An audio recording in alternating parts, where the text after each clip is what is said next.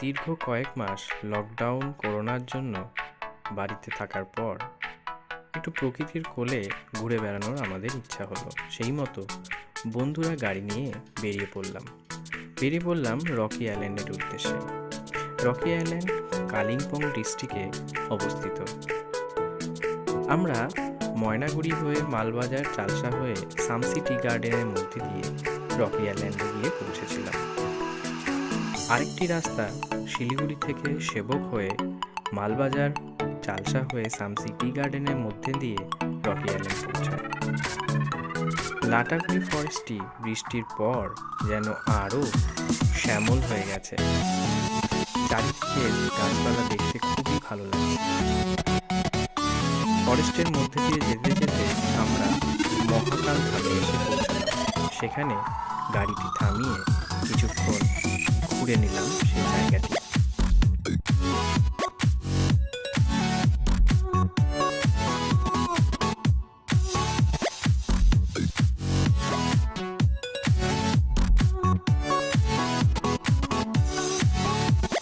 লাটাগুড়ি জঙ্গলের একদম মাঝামাঝি এই মহাকাল ধাম।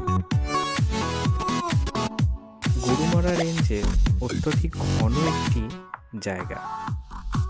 এটি হাতি চলাচলের একটি অন্যতম করিডোরও বটে। প্রত্যেক পর্যটক লাটাগুড়ি দিয়ে বিভিন্ন জায়গায় যাওয়ার সময় এখানে অবশ্যই নেমে প্রণাম করে যান। তাদের বিশ্বাস বাবা মহাকাল বুনো হাতির থেকে তাদের রক্ষা করবে।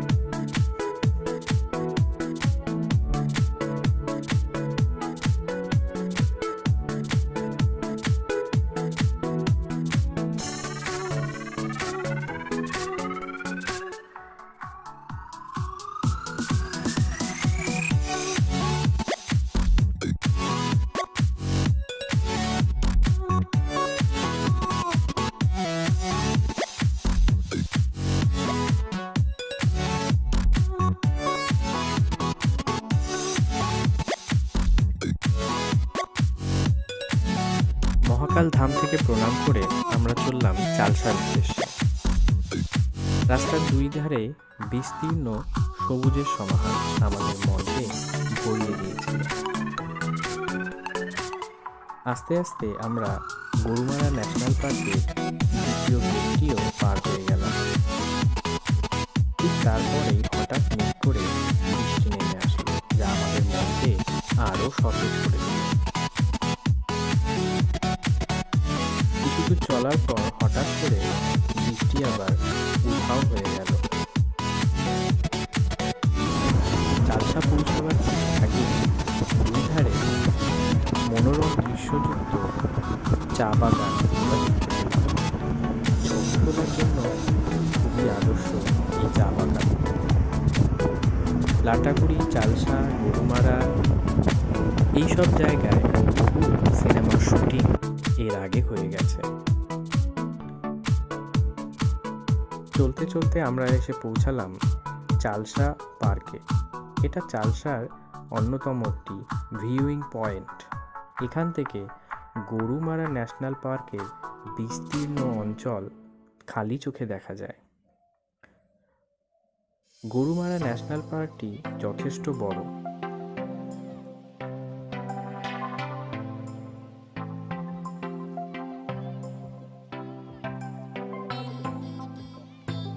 চালসা পার্কের ঠিক পাশেই সিনক্লেয়ার গ্রুপের একটি হোটেলও অবস্থিত।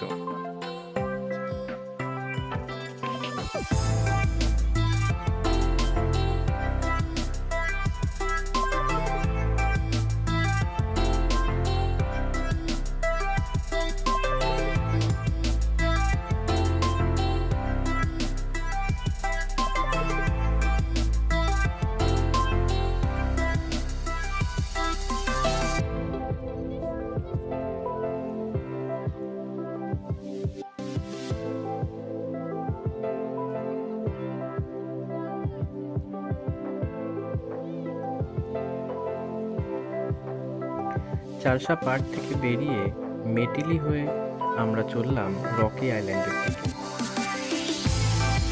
মেটিলির থেকে ডান দিকে ঘুরে চা বাগানের মধ্য দিয়ে শান্তি হয়ে রকি আইল্যান্ডের উদ্দেশ্যে রওনা হলাম। প্রথমে আমরা কিছুটা রাস্তা ভুল করেছিলাম, তাই আমাদের পথে কিছুটা জঙ্গল আমরা পেয়েছিলাম, কিন্তু পরে ঠিক রাস্তার সন্ধান করে আমরা এসে পৌঁছালাম পাহাড় ঘেরা রকি আইল্যান্ডে। প্রচুর বড় বড় পাথর, এই হলো সেই রকি আইল্যান্ড, যেখানে একটি লোহার ব্রিজও আছে।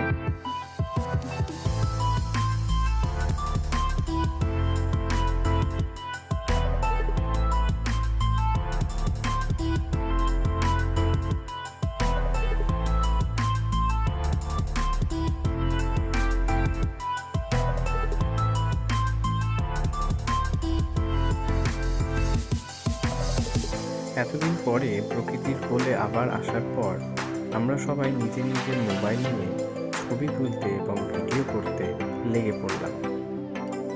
তারপর ব্রিজ পার হয়ে আমরা নদীতে নামার সিদ্ধান্ত নিলাম। নদীটি প্রচণ্ড খরস্রোতা, আর বর্ষার পর নদীতে প্রচুর জল এবং তার স্রোত আমরা দেখতে পেলাম। নামবার সময় আমাদেরকে নিজেদের পায়ের উপর যথেষ্ট নজর রাখতে হয়েছিল, কারণ বড় বড় পাথর এবং সেই পাথরগুলো যথেষ্ট এবড়োখেবড়ো।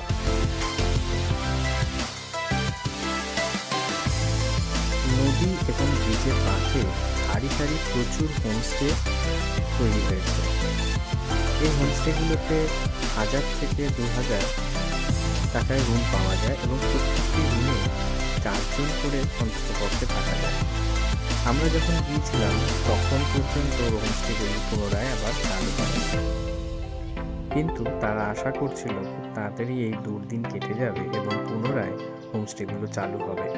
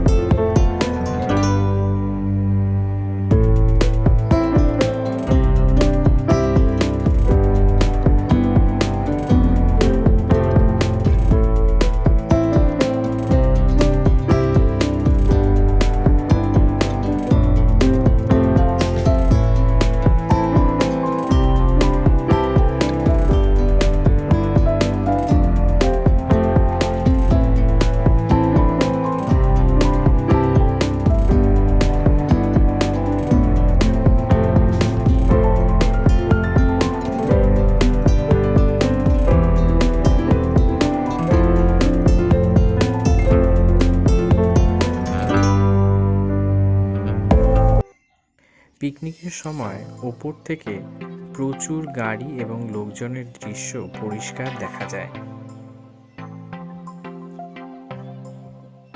এই জায়গাতেও বহু বাংলা চলচ্চিত্রের শুটিং হয়ে গেছে।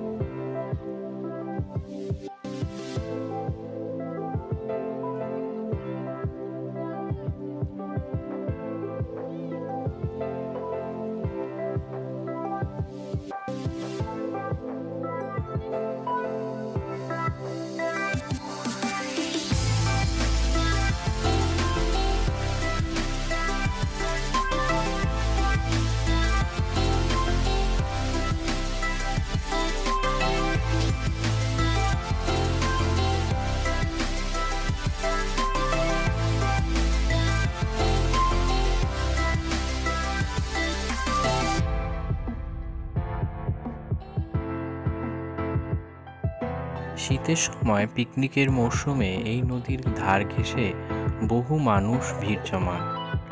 প্রচুর গাড়ি আর মানুষের সমাগম উপর থেকে মেলার মতন দেখায়।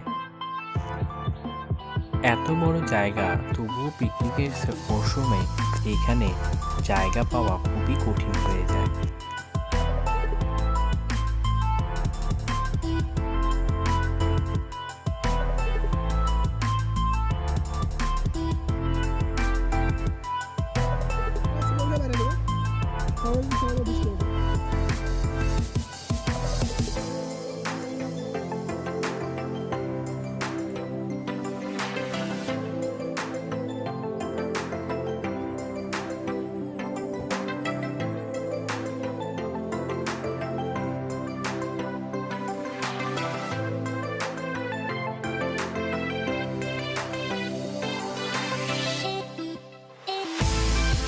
এবার সন্ধে নামার আগে আমাদের বাড়ি ফেরার পালা। কিন্তু বাড়ি ফেরার পথে আমরা একটু মূর্তি নদী ঘুরে দেখবো বলে ঠিক করলাম। আবার লাটাগুড়ির মাঝখান দিয়ে ফেরবার সময় বাহার ধরে চললাম মূর্তি ব্রিজের দিকে। মূর্তি নদী ঘিরে প্রচুর রিসর্ট এবং হোমস্টে গড়ে উঠেছে। মূর্তি নদীর দ্বীপ বা মূর্তি নদী একটি অন্যতম পর্যটন কেন্দ্র। এটি লাটাগুড়ি রেঞ্জের ঠিক মাঝখানে অবস্থিত। মূর্তি নদী একটি অন্যতম তীর্থস্থান, কিন্তু বর্তমানে বন দপ্তর কর্তৃক এখানে পিকনিক নিষিদ্ধ। তবুও সপ্তাহ শেষে এবং সপ্তাহের বিভিন্ন দিনগুলিতে এখানে পর্যটকদের সমাবেশ ঘটে। মূর্তি নদী ঘুরে আমরা বাড়ি ফিরে চললাম এবং ফিরতে ফিরতে আমাদের সন্ধে হয়ে গেল। আমার ভিডিওটি যদি ভালো লেগে থাকে তাহলে অবশ্যই সাবস্ক্রাইব করবেন এবং সঙ্গে লাইক শেয়ার করবেন।